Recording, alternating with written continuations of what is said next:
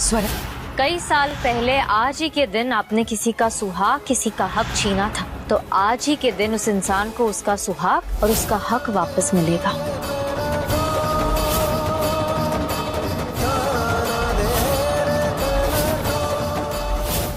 Finally चोर पकड़ा जाता है और पता लग जाता है कि कमर की करधनी किसने चुराई थी। अब पहले तो लग रहा था यहाँ पर भाई स्वरा और जो उसका भाई है श्लोक उसने चुराई है, लेकिन यहाँ पर भाई स्वरा का मानने वाली थी। स्वरा ने तो सोच लिया था कि मैं किसी तरीके से चोर को पकड़वा के रहूंगी। बचाओ, कोई है, बचाओ।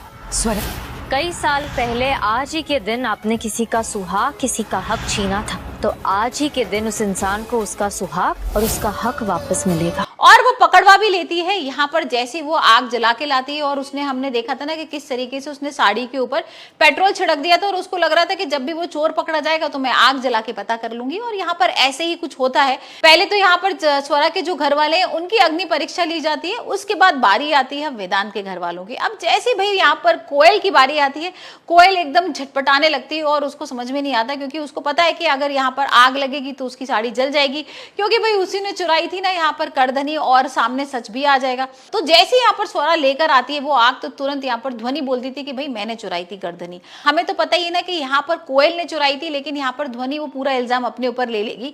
और फिर देखते हैं कि किस तरीके से यहाँ पर भाई सारे लोग उससे माफी वगैरह मांग रहे हैं। स्वरा से भी वेदांत माफी भी मांग लेता है कि मुझे माफ कर दो, गलती हो गई और मुझे गलतफहमी हो गई थी और मुझे ऐसे नहीं बोलना चाहिए था। यहाँ पर जो कोयल है ना वो भी उसके नाना से, श्लोक से, सबसे माफी मांग रही है। और फिर हम देखेंगे भाई किस तरीके से यहाँ पर वो जो हरियाली तीज था उसका फंक्शन पूरा कंप्लीट होगा। लेकिन यहाँ पर एक चीज तो है कि स्वरा के दिमाग में अभी तक ये नहीं जा रहा कि ध्वनि ने अगर चुराई थी तो फिर यहाँ पर कोयल इतना क्यों झटपटा रही थी, इतना क्यों परेशान हो रही थी। और वो उसको सच पता भी लग जाता है।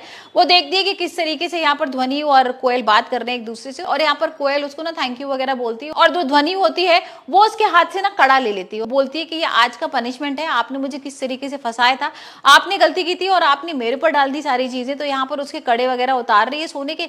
उसकी नजर हार पे भी होती है, लेकिन कोयल यहाँ पर उसको डांट देती है, मना कर देती है। लेकिन स्वरा के सामने ये सच तो आ गया है कि भाई ये सारी जो चीजें की थी ना कोयल ने की थी, और ये सब ये इसलिए करना चाहती थी कि वो स्वरा को घर से बाहर निकलवाना चाहती थी।